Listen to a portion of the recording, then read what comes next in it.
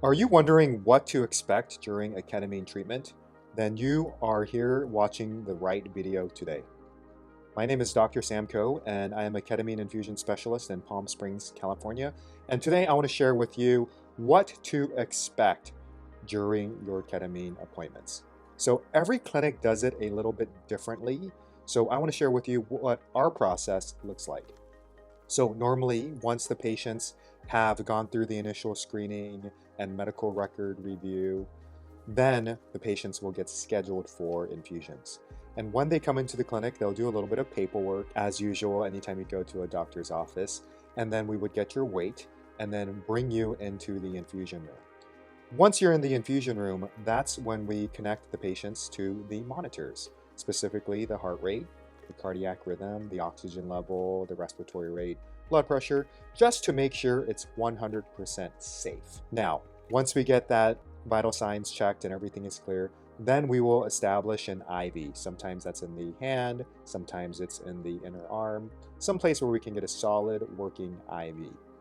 Then the dose is typically based upon the patient's body weight, and usually we'll start them at 0.5 milligrams per kilogram. Now, before the infusion starts at the clinic, we will examine the patient, listen to their heart, lungs, etc., check them out thoroughly. Now, one of the things that we do a little bit differently at our clinic is we set an intention.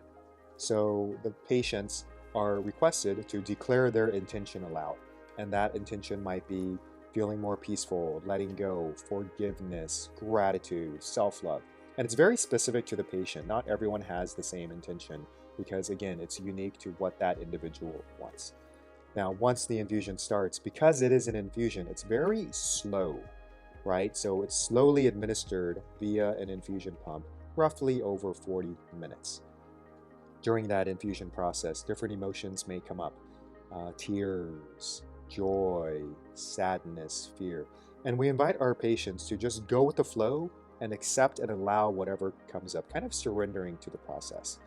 In addition, just kind of witnessing what is coming up during the infusion, being an observer almost. And then lastly, to breathe, because we can use our breath as a way to regulate our autonomic nervous system. So initially when it starts, pretty slow onset, and then it's kind of like an airplane taking off. You're on the runway, it's kind of going up, up, up, up, up. And then once that infusion is completed, then the effects will rapidly fade over 5, 10, 15, 20 minutes. Then we bring our patients up because they are reclined in a chair listening to relaxing therapeutic music, some aromatherapy. They got the eye shade, so it's an internal closed-eyed experience. And then we finish with a discussion of the experience itself, and then try to pulling back something from the infusion. I always tell our patients having the extraordinary experience and then bringing it back to the ordinary life in the form of an integration action. So briefly, that is our infusion process. So if you're curious, I hope you learned something, and stay tuned for the next video.